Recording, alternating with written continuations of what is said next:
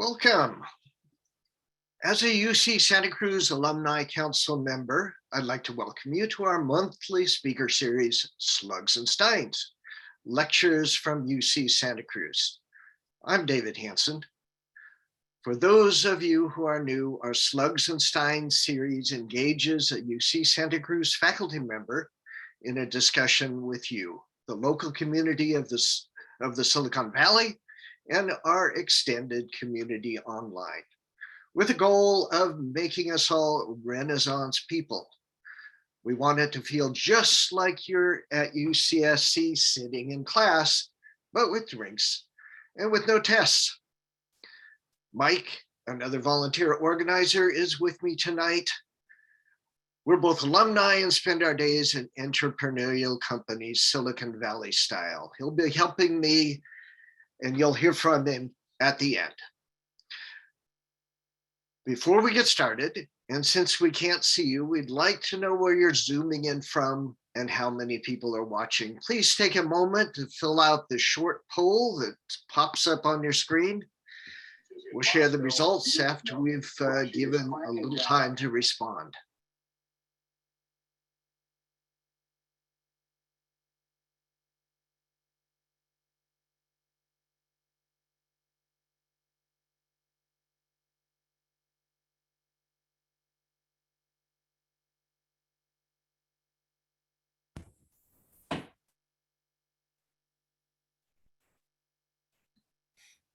Okay, now you should be able to see the results of the poll.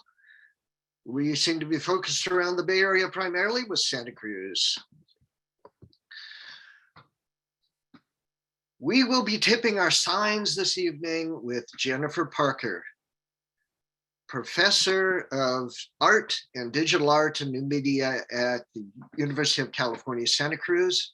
Her work investigates arts integration in higher education by combining creative research practices with the sciences, engineering, and technology. Jennifer founded the Open Lab Collaborative Research Center at UCSC and co-founded the Algae Society, BioArt and Design Lab, together with UCSC alumni Jean A. Felice II, Dr. Jose Carlos Espinel, Dr. Juniper Howard, and David Harris. We're privileged to have two of these co-founders, Jean and Jose, along with Jennifer, of course, with us this evening.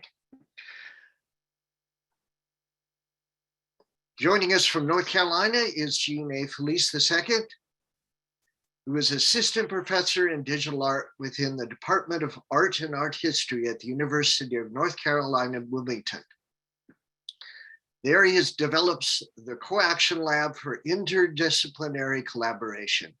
His work has been featured at the Cameron Art Museum, the Yerba Buena Center for the Arts in San Francisco, Sussex University in the UK, and ICEA, Hong Kong.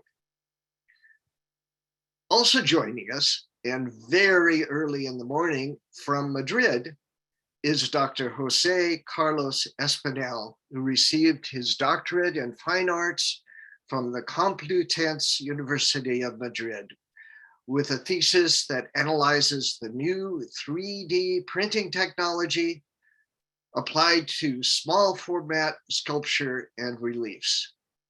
During the research process, he was awarded a scholarship at UCSC, where he focused on new technologies and robotics applied to art. He now shares his talents with numerous organizations worldwide. Now, tonight we have a different Zoom arrangement. Please put any questions down in chat, or this evening, if you prefer to voice them themselves, you may raise your Zoom hand in the reactions menu below, the Zoom reactions menu, and we'll call on you as well as unmute you. This talk is being recorded. In a few days, you'll be able to find it on the UC Santa Cruz Arts and Lectures YouTube channel. We'll post the link in our social media channels and follow-up emails. Okay, does everyone have their Steins? Great. I've got your slugs. Dr. Parker, Dr. Espinel, and Master of Arts, Jean Felice. Hello, thank you, David, for that wonderful welcome. Welcome, everyone. Appreciate being asked to do this talk, and was really excited to think about this with graduate students that had worked with me in the past, and to share with you what we've been doing since. I'm going to start with talking a little bit about Open Lab. We're going to move into watching some videos together, and Jean and Jose will also explain ideas that we've been working on together in the last 3 years or so. So to get started, I'm gonna have to work on 2 different computers, so you're gonna have to bear with my awkwardness for a second. Understanding our kinship with algae, a creative research practice with art and science. Open Lab is a research center that I started with Enrique Ramirez Ruiz in 2009. He's an astronomer.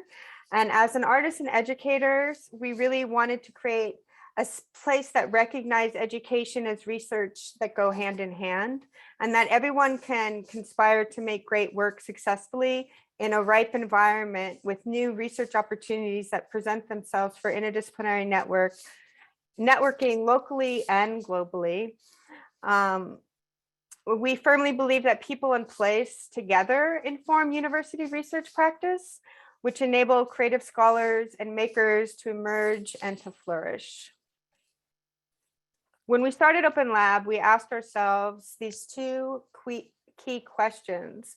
The first one was, how can we strengthen our create new methodologies that truly engage art and science thinking? And the second one is an interdisciplinary center for cross-disciplinary and collaborative research more engaging and productive for students and faculty with these resources? And of course, almost 13 years later, the answer is yes. We've had a really good time. We've made hundreds of projects, worked with more than 300 students, probably about 35 faculty, and close to 40 graduate students.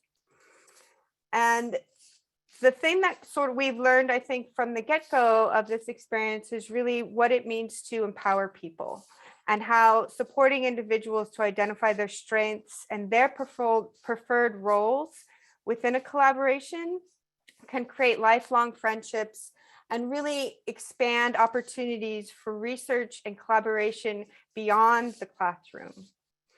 So I've worked with many graduate students in Open Lab on different projects over the years, and saw my role evolve from mentor and educator to artist and collaborator.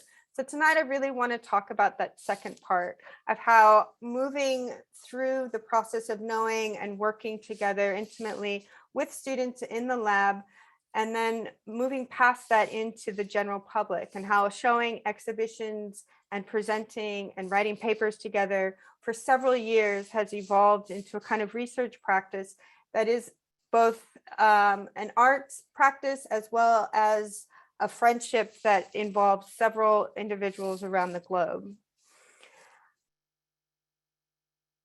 Let's see. So with this project, the first one that I think really stood out for me was working with Jean Felice when he was a graduate student in 2012, working on oceanic scales. I was working on a larger project at the time called Blue Trail, and Jean brought up this idea of working with phytoplankton. And it was really from that moment that we spearheaded more ideas of working post-graduation to learn about phytoplankton and its role in ocean health and ecology, as well as how we can involve that through the lens of UC Santa Cruz. And as a campus whose goals have been to impact environmental issues surrounding the health and fragility of the ecosystems, what did that mean for California and for the world at large? This was a project that we had sort of finalized towards the end of that period. This was at the MA, working with oceanic scales. We sort of continued to work together probably 4 years after Jean graduated. He took up a position at the University of Maine, prior to being at the University of Wilmington. Very proud mentor of my students. But he also then sort of took this framework that Enrico and I had developed in Open Lab and created Co-Action Lab, and really spearheading this idea of research and teaching between the disciplines, becoming undisciplined, if you were. And it was from this moment that we had an opportunity to do an exhibition at a museum in Southern California called the Moxie Wolf Museum, which is children's science and technology museum. It's kind of like the Exploratorium that we have in San Francisco. And as we were thinking about how we wanted to share our work with phytoplankton, we really were thinking about what that would mean from a perspective of both caretakers and young children, as well as sort of what we imagined sort of the future humans perspective on something that they would start to learn about at a very early age. And it was at this moment that we thought, would it be really cool if we brought in more collaborators and we worked together with some of the other artists and scientists who've been thinking about the environment, who've been thinking about what it means to be working with non-human collaborators, and to sort of reimagine ourselves not as extractors, not as explorers, but as companion species that really got to know and become familiar with not only phytoplankton, but different algal species around the world. And what did it mean to start to learn about them at these different scales? And how could we share that with the general public? So we did this great exhibition there, which we'll go into in a moment, but I wanted to introduce the kind of core Algae Society members here, some of which are also UCSC alum. David Harris and Dr. Juniper Haraway also went to UC Santa Cruz. We indoctored our Anna Atkins as a Algae member, as someone who is known as the first female photographer, the first photographer doing her cyano prints, exposing seaweed onto cyano type paper. Is that what it's called? Am I saying that right, you guys? Yeah. And that we really wanted to sort of also not only think about the different scales of algae, but different histories in which people have been looking at and thinking through the lenses of microscopes, telescopes, eyeballs, glasses, lenses for knowing and understanding the world around us. And through a series of conversations and getting to know each other, we developed quite a few projects and had several exhibitions. We're located in Australia. We were in New Zealand, but also in Norway, Spain. Jean was in Maine for a while, but is now in North Carolina. So we had several shows, and just closed a show that we wanted to share with you from a kind of sensorial perspective. We thought we would really just move right into sharing the digital work and then walk you through a more traditional slideshow of looking at the exhibition. Did I leave anything out? Jean, Jose? Okay. So with that, I'm going to move us right into about a 14-minute video reel of the projects that are included in this exhibition called Confluence that we just closed at the Cameron Art Museum in Wilmington, North Carolina. We'll come back and see if anyone has any questions or comments. And then from that, we'll go ahead and walk you through the exhibition. Jean will, and then walk you through the sister exhibition that we put together in Spain with Jose.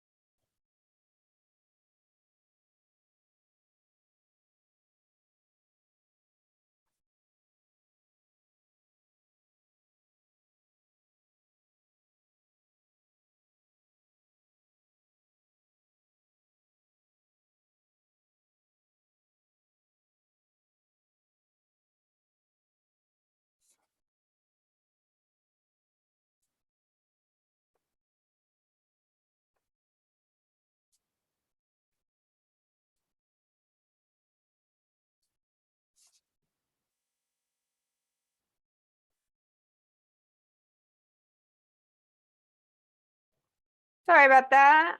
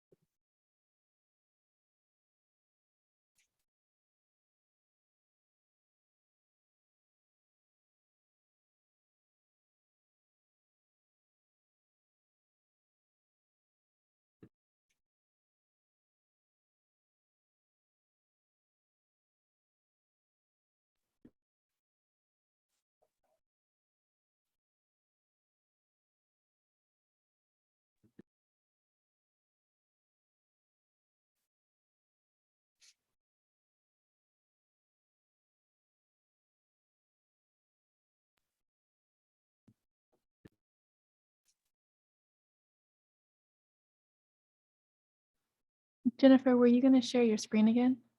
Yes, I am sorry. I am just working this out. Okay, perfect. All right. There we go. Make your window full screen.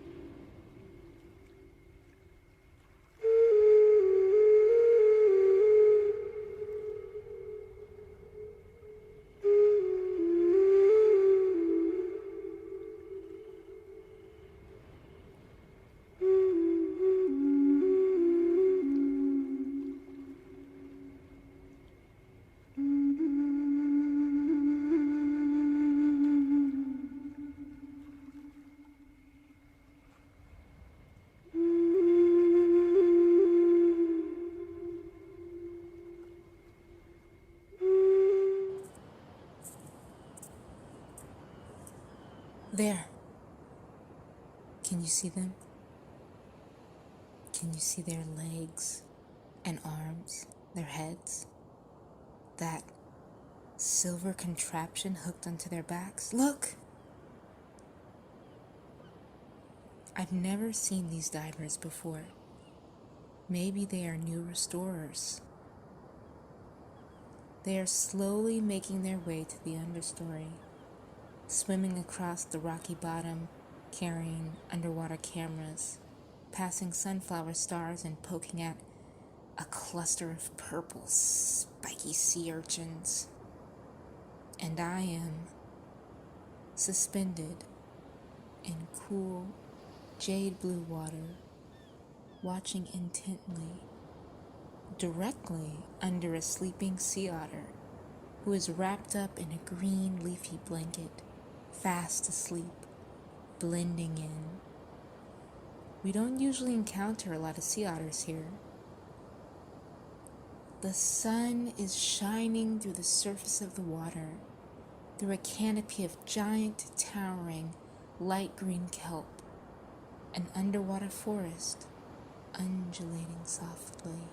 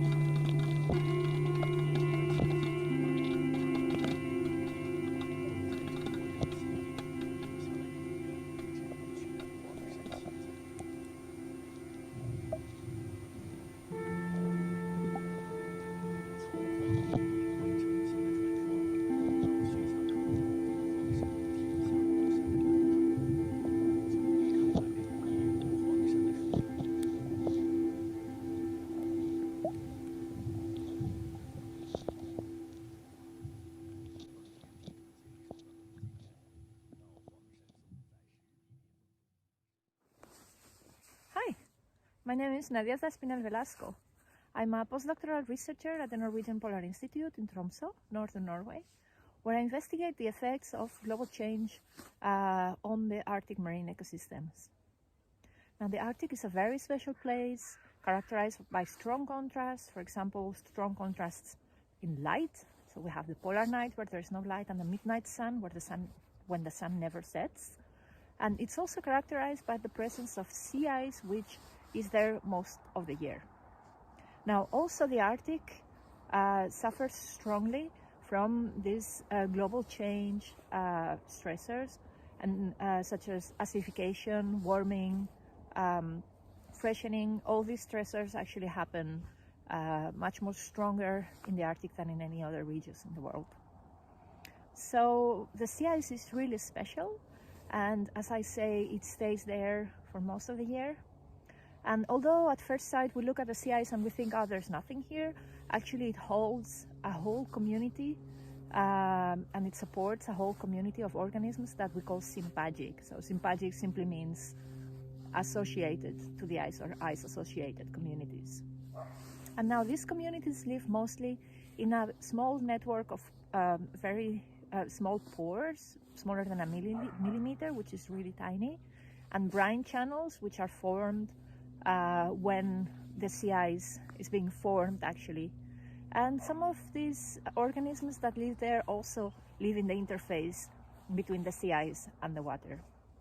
So given the size of the space available, these sea ice communities are dominated by bacteria and by unicellular plants and animals. So for example, diatoms that you will be able to see in this exhibition are the most abundant organisms living there.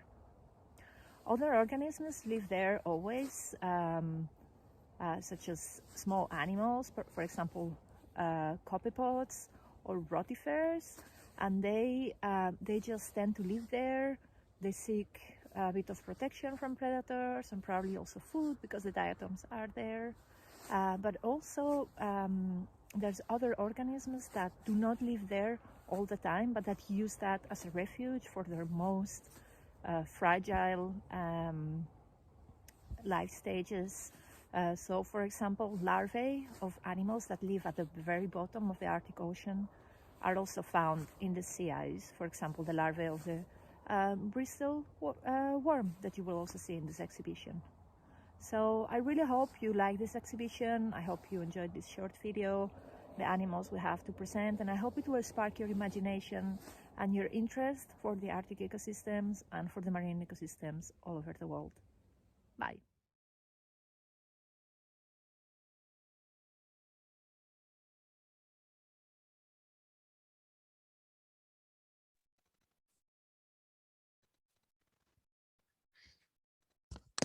Hello, everyone. I think this is my cue to jump in on the slideshow.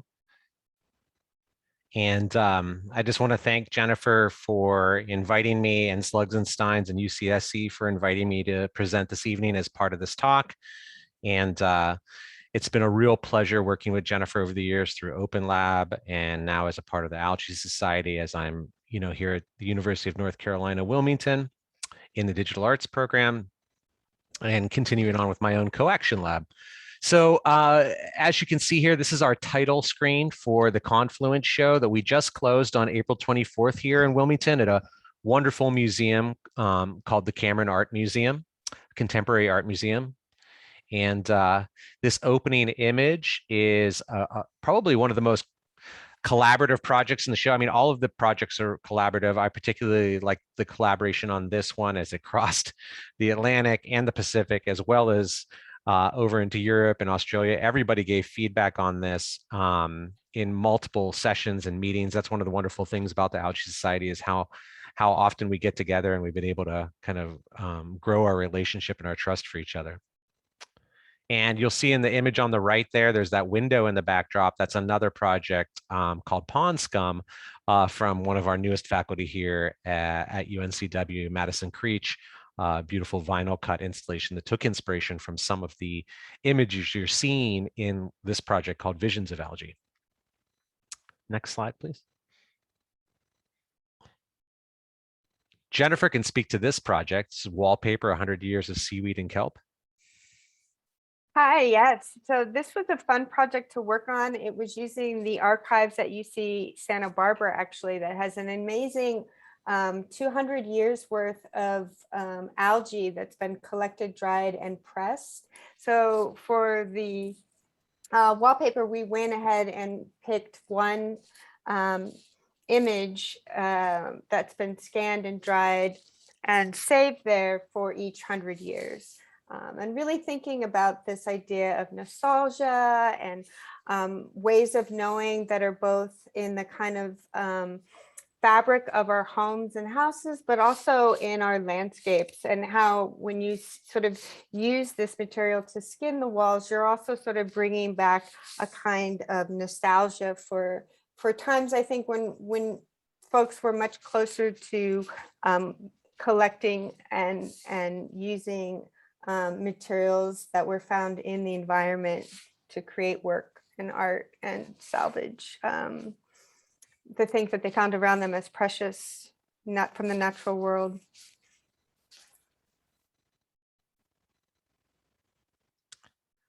So this image, we had kind of two spaces in the Confluence show. One was a light space, that space you saw in that first slide with the Visions of Algae project. And this was our BioArt lab, kind of a dark space that you could walk into, a smaller space.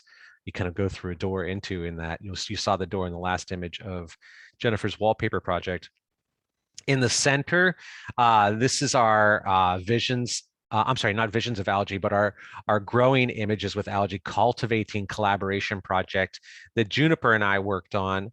And this is where we actually used algae, collaborated with algae as a living photo emulsion. So there's actually a projector mounted at the top that's projecting down into the algae and growing images with algae. And those images were actually inspired by organisms that are dependent on algae. So you see there's crabs and dolphins and lobsters and whales, all that need algae or are affected by algae in different ways. We also had a wonderful bioreactor in that top right image that was donated from the Center for Marine Sciences, which grew the algae that we then grew in the dishes. I think that Jose can speak to this project, the algae reliquary. Okay, thank you. Thank you everyone for joining us today. Well, this is, well, if you've ever been to Europe and to Spain and these countries from all continent, you might know that we're really influenced by religion. I'm not a really religious person, but in my environment, there are a lot of religion everywhere. So, you know, there are churches everywhere and cathedrals and all these kind of things. So we live with that every day, and thinking about religion and algae and how important algae is for us, for all of us, I started to think in conversations with Jean, for instance, and the rest of the members of the Algae Society.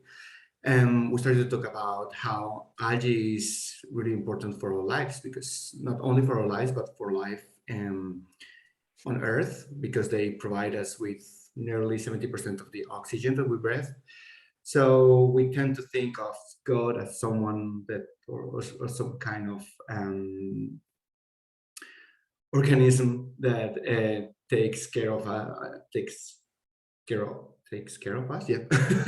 And so thinking about the concept of God and religion and how algae is that important for us, but it's something that we cannot really see when we're talking about unicellular algae organisms.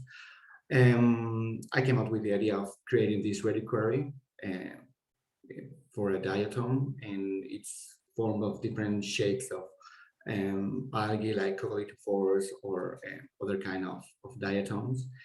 And again, thinking about the concept of art in the Middle Ages, where we had these kind of triptychs where they usually have like the heaven, the hell, and something in between.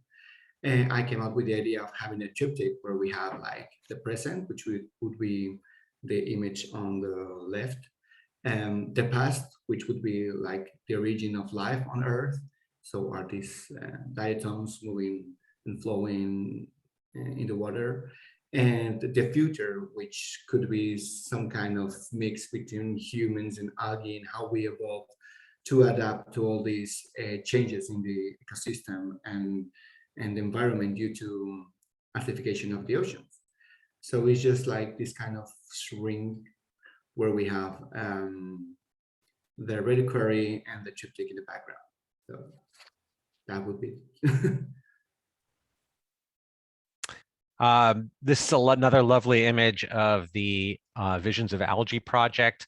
And those images really take you through different scales of magnification.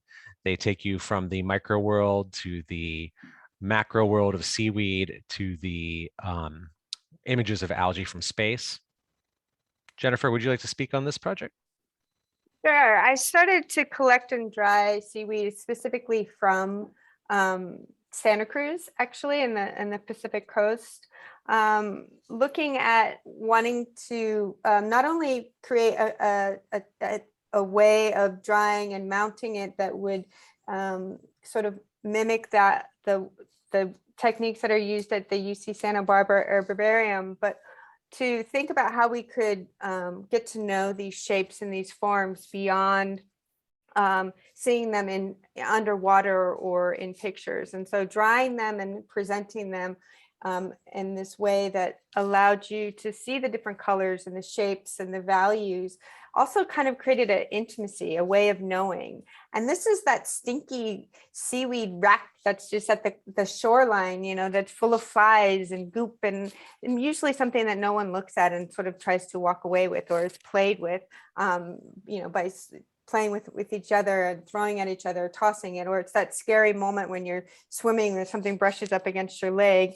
I thought, you know, how do we see these beautiful seaweeds from a different perspective, and what happens when you bring something that's usually held under glass or looked at through the Natural History Museum into the art space, and how does that change our relationship when you start to think about these species as artworks?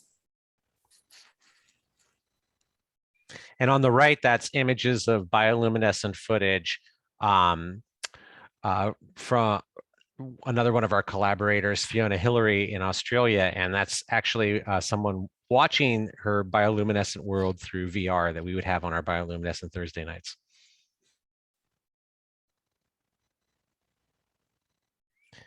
And again, you see some footage here of the VR experience of Fiona's piece. And then in the background, that's kind of our interactive all ages center. There's microscopes that people can play with that then are projected on those vertical monitors on the wall. There's a library of all ages of different books, from little kids to middle school, high schoolers, all the way up to adult books on algae, micro and macro. There were seaweed samples dried in the Petri dishes on the right that you could put under the digital microscopes and then explore them on those left and right monitors. And in the center, we had over 6 months of video microscopy that I shot with Dr. Catarina de Souza at the Center for Marine Sciences. And that was all from the retention pond right there at the Cameron Art Museum, which we'll show you a project that developed there as well later in the slideshow. And these are some kids and their parents checking out some of the specimens. I love this particular project. It was a little side project that grew out of the wall cells project.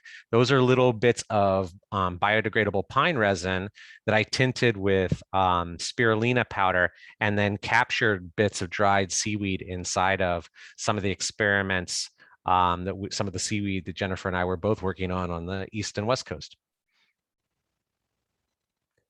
We also featured one of the Open Lab projects from a few years back, the Phyto Heroes app system, which is actually about to get renovated here over the summer. I'm working on with some of my students here at UNCW to get it back up on the App Store. But this was a game system made for 2nd through 4th graders to explore climate change through the lens of phytoplankton. And that was on the touchpad. It's dark there right now when it's not sleeping, but people could interact with it on the bioluminescent Thursday nights. We brought in other members of the Algae Society like Jose, and you saw Fiona in one of the earlier shots via Zoom. And there's my son, Luca, in the VR world, in that deep bioluminescent world that Fiona created. And you're beginning to see part of the bioluminescent Thursday nights where I would bring in some video projection and map into the space. One of the beauties of Madison Creech's installation in the window was that it was double-sided, so you could see it from inside or out. It was translucent. So if I projected video on it from the inside, you could also see it outside the museum, which you'll see in a few more slides. And on the right, that's the Wall Cells project. And this is really curated with all those not all, but several of those videos that you saw in the montage before we started walking through this Confluence show were curated into these wall cells. So I helped design these with the Algae Society. We all worked on some of the ideas behind it. And then I cast these windows with little peepholes. So you'll see one of our earlier versions of this. Jose will show you from our Moxie world where we had more of a box system. These follow an algal cell pattern. And then we curated in various Algae Society members, videos and animations into these little worlds. And then some were just like little mini worlds that didn't have videos, that were made up of seaweed and 3D prints and all sorts of strange things. And I always like to say it was bigger on the inside than it was on the outside. And that was part of this illusion of looking into this lens-based world. And these are some just screen shots of some of the video. There was 6 different videos curated into the project, and this is just some of that footage that was in there. And back to the bioluminescent Thursdays, we also invited other artists in. This is the silhouette of dancer Janice Lancaster, who's at Hollins University.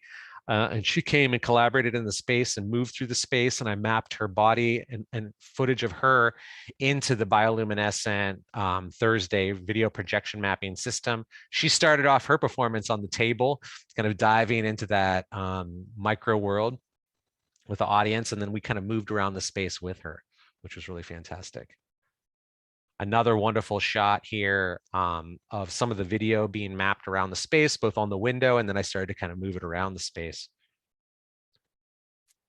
And this is what it looked like from outside the museum. So as I said, the window itself was translucent because of the particular type of material we used for that window installation, and the video would shine through both inside and outside. And eventually I automated the system so it would come on every night at sunset until about 11 p.m. A nice far off shot there so you can kind of see the modern facade of the Cameron Art Museum. And this is a wonderful project that has continued. I mentioned how we took microscopy from the pond. We were trying to see what organisms were living in the pond over time. Retention ponds are a big part of our water issues here in Wilmington. Where my home is right now, I'm only about 6 feet above sea level, and we get hit by hurricanes every season. And these retention ponds drain off a lot of our water, but also bring a lot of waste from our lawns, from our pets, from our farms and agriculture runoff. And these ponds feel the effect of it. So over time, we realized the cycles that were going on in this pond, very low oxygen environments at the peak of summer. And so we created this floating island ecosystem project. And this uses a system from a company called Biohaven that allows you to plant native species plants that then become kind of hyperaccumulators of excess nutrients, of excess nitrogen and phosphates. And this is an early mock-up, but we launched the island about a month and a half ago, right as the cool weather ended here in North Carolina and spring bloomed. And we've planted the island now with a series of native species water plants that are particularly good at sucking up nitrogen and phosphates. And we're working on I have a water quality sensor kit that's about to go in with kind of a sculptural piece that will then illuminate and give you different color variations based on, how much oxygen is in the water, what's the temperature variation going on. So it's going to be sort of a living, breathing biosensor system for the future. And the island will live on as a permanent piece at the Cameron, which is fantastic. And in the top left, just want to mention that's Ken Ronaldo, one of our guest artists. Him and Amy Youngs added pieces about a month into the show as guest Algae Society members. And he created the specific sign from a road sign series he was doing for our show, which was really fantastic. I think I'll turn it over to Jose. Great.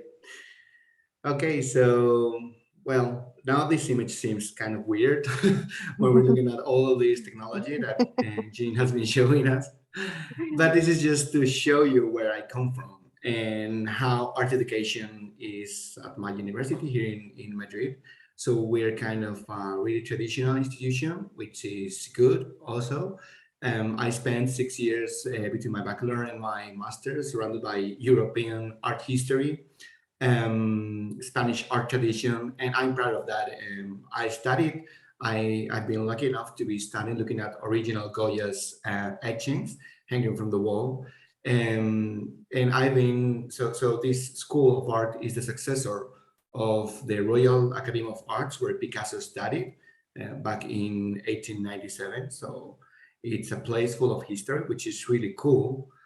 And in the next slide, we can see what I was doing when I was a graduate student at UCSC, which is a totally different way of approaching art. And this is something that I'm really grateful to UCSC and of course to Professor Jennifer Parker, who taught me a new way of approaching the arts. And this is just to show you a little bit where my art moves from one end to the other one, or somewhere in between that. So the question that rules or leads my research, and I think it leads most of the Algae Society members' research, is how can art, design, and digital technologies help shape a better world for everyone? And through the years, I've experienced that doing this in a collaborative way is far more funny, and collaboration enriches the projects. Sometimes you don't, when you collaborate, sometimes you don't really know where your work starts and where it ends, or when someone is being part of the project, you don't really know what part of it is your own project or someone else's work.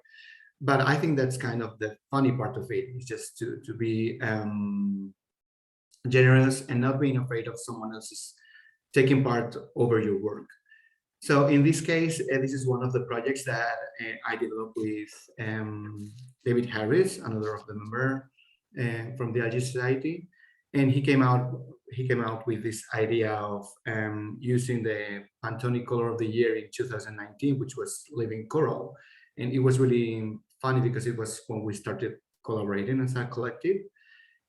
So he had this idea of building something that would show the color of the coral living, but we'd also play with this process that we call coral bleaching. That is when algae, I don't know if you know this, but coral has this color because they are living in symbiosis with algae.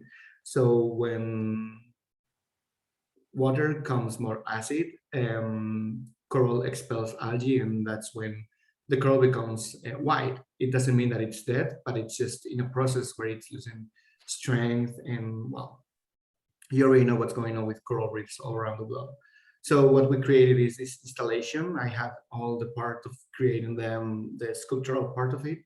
I 3D designed this kind of coral reef that then I 3D printed and then made, I casted it in plaster. And we have this installation where we have David's projection over it, and it will all the time fade in and fade out with the coral color. So it was really interesting, and I really like the project. I think when you look at it in person, it's really powerful. So one of the things that I'm more proud of while working with the Algae Society is about collaboration. For me, that's one of the words that I have in my mind all the time, because as I said before, it's something that really enriches the project.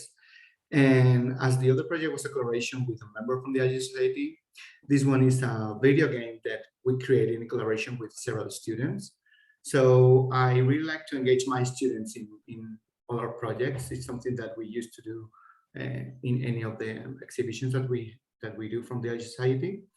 And one of my students, she had this idea of creating a video game where this clownfish, which is also affected by ocean acidification, had to do with ocean acidification.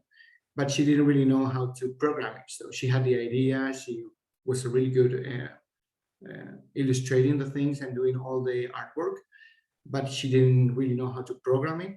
So I took another student from another credit program, and I asked him if he wanted to collaborate with this, and he was really open to that. So we three started working together, and then we add Nadia's Espinel Velasco, who is also a member of the Algae Society, and she turns out to be my sister. And we took her as a scientist advisor to make sure that we treated the project in a good way. And it took us like between 3 and 4 months to come up with this project. And you can find it in Google Play. You won't find it in the Apple Store, I'm sorry. But it's just a video game where you're supposed to be this clownfish. And what happens with acidification of the water, the clownfish, is that they lose their ability to find the way back home, which is their anemone. And they lose their smelling sense, the sense of smelling, so they can find, or they can figure out which food is healthy and which one is not. And they also lose some of the abilities that let them know that a predator is coming. So it's a 3 phases video game. At the very beginning, it's very easy to get back to the anemone. In the second phase, it's kind of a little bit more difficult, but in the third phase, it's impossible. There's no way you can get home.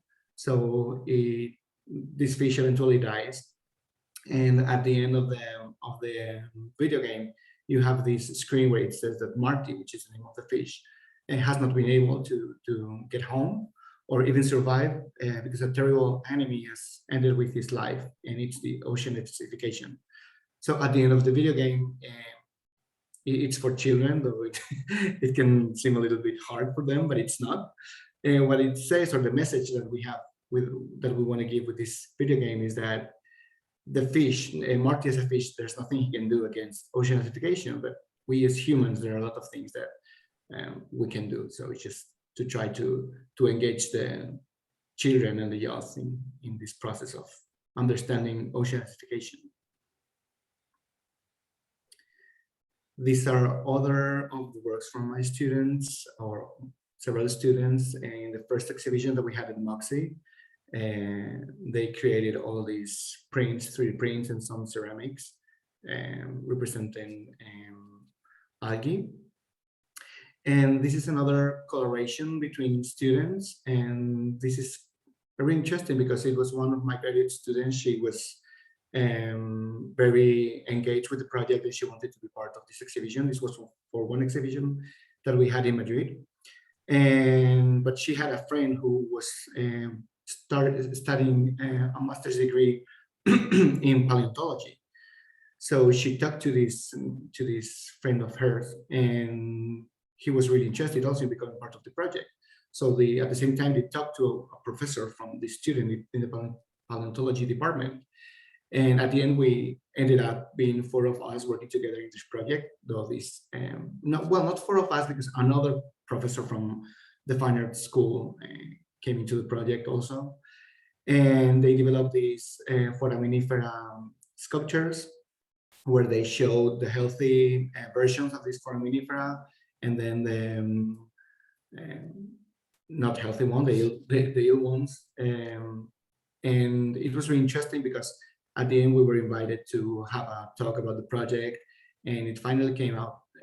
We finally had the opportunity to even have a paper published because of this project. So it's really interesting that sometimes you don't really know which door is going to open another new opportunities for everyone. So I think that's interesting. This is the Drift and Migrate exhibition that we had here in Madrid.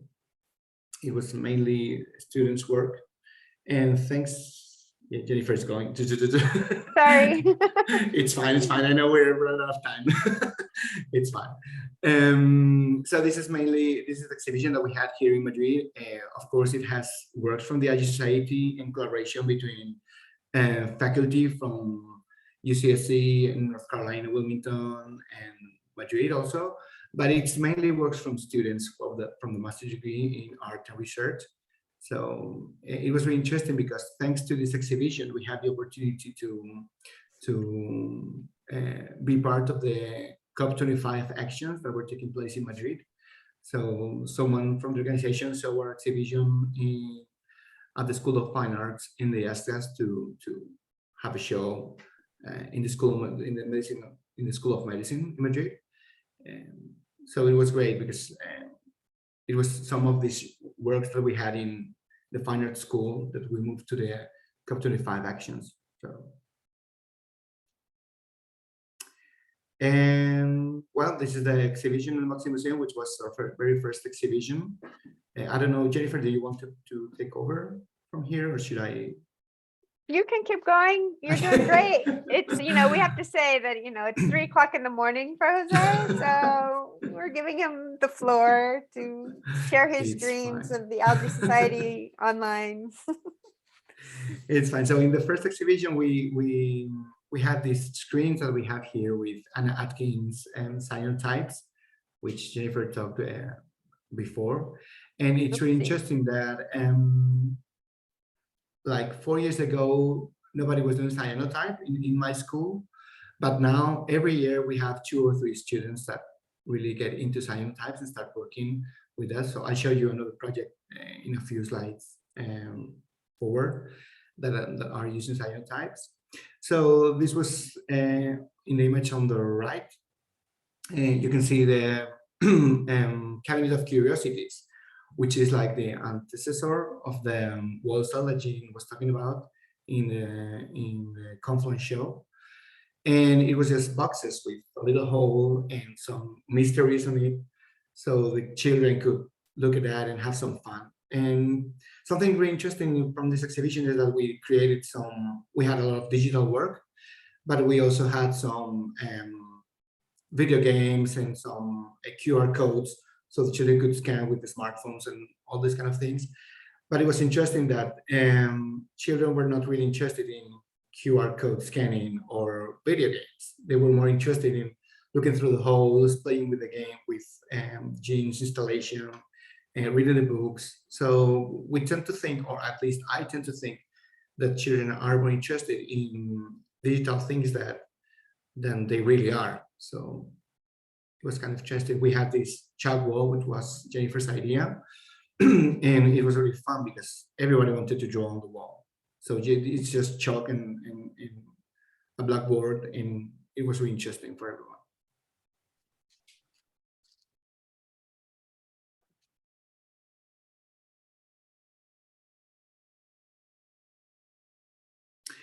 Okay, well, there are some slides busy because I added it last time, so I think we don't have them in this version. Starting to update it. Maybe it's my fault. How far down is it? It's number 152. Yes, this is it. Okay, and this is what would be Confluence Show Sister Exhibition in Madrid, which was called Confluir, which would be the translation into Spanish. And we had several works from students. This was, so what we tend to do with students is we let them explore the thing that we're working on the way they each of them want to do. And this is one of the cyanotypes that I was talking before, but it's strange. Just can you come back to the other slide with cyanotypes? This one. So this was really interesting because this student, she went through Anna Atkins' work, and she recreated some of Anna Atkins cyanotypes, but changing the algae from Anna Atkins' work into plastic. So she took some plastic from the ocean, and she created this. They're beautiful, even though it's plastic, and I know it's a bad thing for the ocean, but I think it turned out really interesting because you can take Anna Atkins' work and her work, and it really makes sense. This one, she was a student really interested in fashion, but in sustainable fashion. And she made a research on how fabrics turned out to be one of the most, what's the word for this? Unsustainable? Yes, but you know that you can find a lot of fibers from fabrics in the ocean. Microplastics. Yeah, so she created all this with she created this sculpture with fabrics that she found. She didn't buy any of them. She found it in not only in the oceans or the rivers, but also in the forest and the countryside. And she created the whole sculpture. And this was one student. He created. He worked in digital illustration, and it was also focused on plastic and pollution in the ocean. And it's a really beautiful image that we use for the poster. This other student, she recreated some scientific illustrations, also focused on algae, and created these works. So we could keep talking about the exhibition in Madrid, but you can find more information in our website if you want. And this would be what's coming next. And we're having a show in Madrid in the planetarium from September to December. We were still working on setting up the project and how it will look like. But we're really happy to have this opportunity because we can use the dome to have some of our projections converted into 360 projections. And they're really interested in collaborating with us. So if any of you are coming to Spain, I'll be glad to show you around. And either way, you can check in our website because I'm sure we will have a lot of footage from the exhibition. And we're really happy of having this opportunity here. Okay. Woo.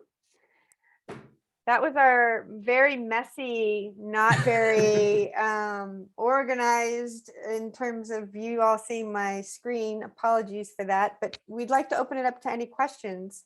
If anyone has any questions for us and how we can help you think with us, or if you want to think with us on algae and art and technology.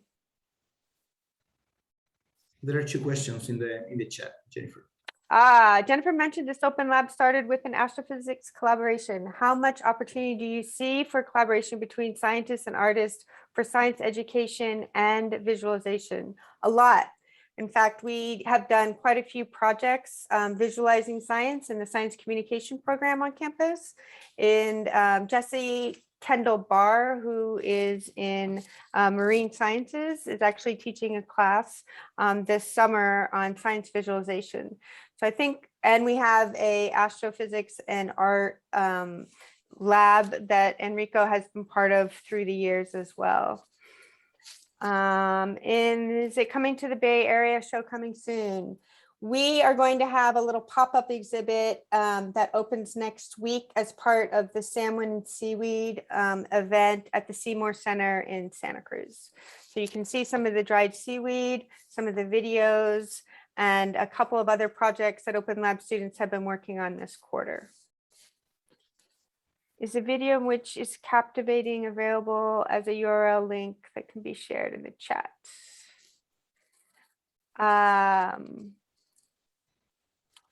Yeah, so all of this stuff can be found at the Algae Society .org, which is our URL. So there's a lot of information on each of the projects.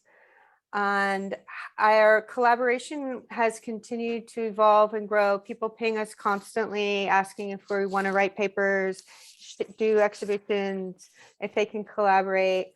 And we're completely open to that. Always looking for more funding, always looking for more collaborators, always looking for more time. Our abilities to sort of cross borders and connect with different disciplines has been very successful. We're looking at another project in the Antarctic, working in Norway, and Gene is developing the work that he's doing in Wilmington with a couple different communities there as well. Janet, I just saw your question about do you create modules that can be used by elementary school teachers?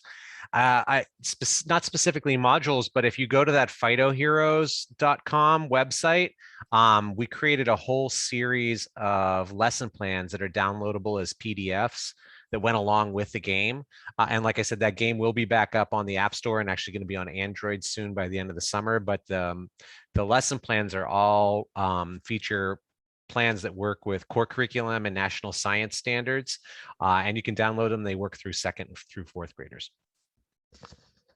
And a lot of them are off-screen, kind of hands-on project-based learning lesson plans. So I have a question. I was struck as you went through this by how much it was an appetizer, giving me an appreciation for what I know little of. I think the artistic approach to displaying algae was fascinating because it really was mind-opening for me. But I'm an amateur.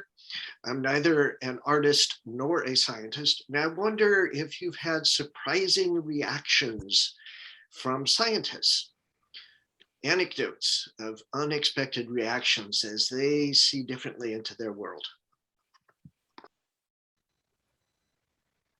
Mostly people wanting to collaborate and, being really excited to see sort of hands-on learning happening in art museum spaces. Specifically, I think, Jean, you were saying that there was someone asking about our drying and technique for the seaweed, and that they, were seeing a paper in that we were able to sort of succeed in keeping it from molding and or rehydrating for, being out in the air in that way for quite some time.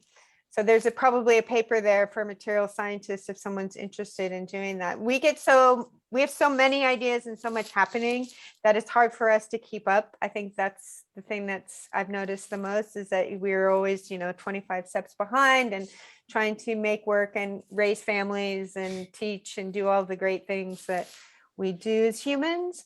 I think the thing that's been most interesting probably is we talk a lot about algae as a collaborator, and that working and doing research with a non-human species is a different framework than a lot of scientists are accustomed to.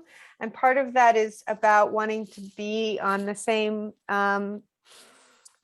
playing field, for lack of a better word, in that, we are no longer wanting to be part of this sort of hierarchy. And if we don't learn from the species that have been on the planet for billions of years how to sustain ourselves and be resilient, we're probably not going to make it. And to not dwell on the damage of climate change, to find hope and aspiration and beauty and awe and joy in our natural world in a way that is about wanting to take care of it and to share love, and really not necessarily be steeped in the taxonomy of it, and more in the sense of knowing through our bodies and the sort of, like I was saying before, the sensorial information that we pick up as living entities in the world. I think that's where that, that sign that says, when you're smelling the ocean, you're actually, inhaling phytoplankton. And if we were to say, oh, do you taste the phytoplankton? It tastes so good today. That would be a really different experience than, oh, the ocean smells so fresh, right? And so really trying to understand the microorganisms in our world is a big piece of this for us. I'll speak to that as well, just briefly, as I think one of the most important things to these art and science-based collaborations is just having the time to build trust and relationships between artists and scientists, so that we can share each other's vocabulary, so that we can build empathy together. A big part of my inspiration in that world was working with Jennifer with Open Lab, and then also working with the Science and Justice Fellowship Program at UC Santa Cruz as well, and becoming a fellow with that and learning their system for, how to collaborate and talk about these big problems and try to be solution finders in it, but also not to throw these big issues up in people's faces in a way that they just turn away from it because they're overwhelmed or it's politicized. But how do you allure people in through their beauty?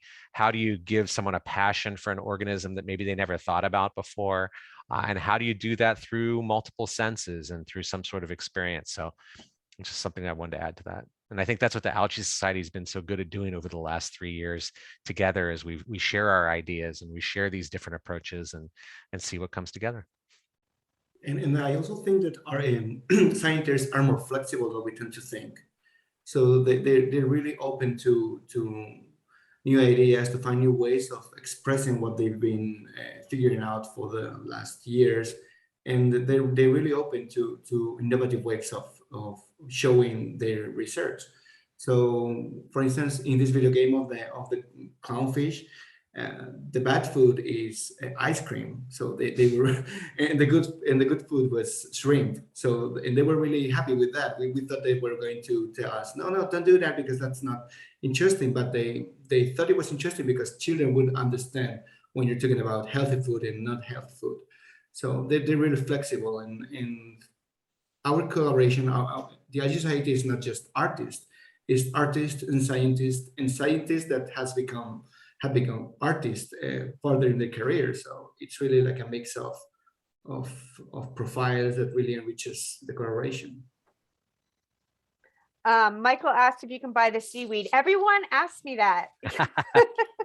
And, you know, it's one of these things, it's just like, you know, how do we address that? Like, I start thinking, oh no, do I want to be like an Etsy, you know, selling all this stuff, or, you know, how do we do it in a sustainable way? There's these wonderful brands that you can do that are, you know, paper-based, and part of what we think about a lot in the Algae Society is materiality of what we're using, and sustainable materials are kind of at the top of that.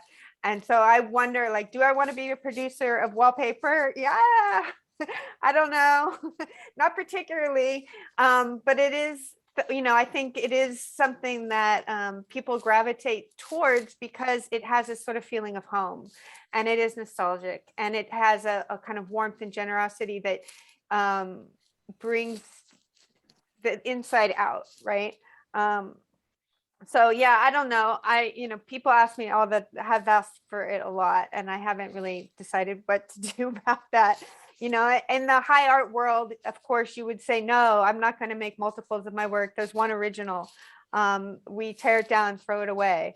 And the other part of me is like, wow, wouldn't it be great if we all had some of this in our bathrooms, and we could start to learn these species and learn these different types of algae and seaweed in our environments on a daily practice. So I'm figuring that out. If anybody wants to, you know, connect me with a textile person, that'd be great.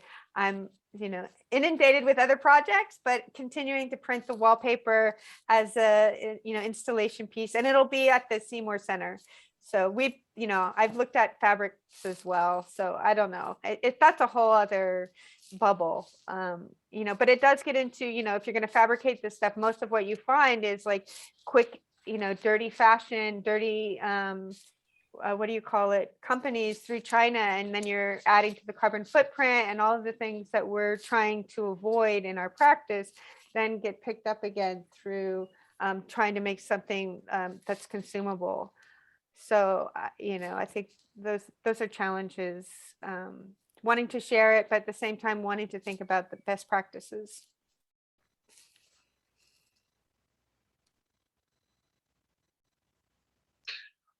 Well, I think we're at the end of the questions, and actually, I believe our time is out. Michael? Yeah, thank you, David. Hi, everyone. My name is Mike Reapy, and along with David, I'm one of the volunteer organizers this evening. Please, everyone, join me in applause for Jennifer, Jean, and Jose. This talk has been quite a wild ride, I'd say. Thank you for sharing your insights with this evening. It's been really fun. The talk has been recorded and will be available on the UC Santa Cruz Arts and Lectures YouTube channel in a few days. Also, a big round of thanks to the staff of the Alumni Relations and University Events offices who organized this webinar. Thank you, Shana, Diana, Paulina, and Kristen. Our next Slugs and Steins will be Monday evening, June 13th, and we'll feature Professor Jennifer Kelly. This is I think our first time having featuring two Jennifers in a row, actually. Jennifer Kelly is an assistant professor in the Feminist Studies and Critical Race and Ethnic Studies Department at UC Santa Cruz. Her research broadly engages questions of settler colonialism, US empire, and the fraught politics of both tourism and solidarity. Jennifer received her PhD in American Studies with a portfolio in women's and gender studies from the University of Texas at Austin. The coming Slugs and Steins talk will draw from her research on solidarity tours in Palestine, and she will discuss how solidarity tourism in Palestine functions as a fraught, localized political strategy, and an emergent industry. Also, if you enjoyed our October talk by Professor of Dramatic Literature, Michael Chemers, then you might also be interested in the upcoming UC Santa Cruz Festival of Monsters. Yes, there is such a thing. This will be held May 20th through 22nd. The UC Santa Cruz Festival of Monsters will be a weekend of scholarship, social events, and art focused on monsters and their hidden meaning. Scholarly presentations are framed by a film screening, theater events, a book reading, and a fabulous Monsters Masquerade Ball. For more information, go to monsterstudies.ucsc.edu/festival. Maybe Diana, you can throw that in the chat box. Again, monsterstudies.ucsc.edu/festival. We also hope that you've been joining in this year's deep read featuring the novel Transcendent Kingdom by author Ya Gyasi. The author will be joining us on May 15th from 4 to 5:30 p.m. for a live discussion at the Corey Amphitheater with UC Santa Cruz Professor Emerita of Literature, Karen Te Yamashita. These and many other events can be found at events.ucsc.edu. On behalf of the UC Santa Cruz Alumni Association, thank you for joining us, and please come back on June 13th at 6:30 p.m. for our next virtual event. Thanks and good night, everybody.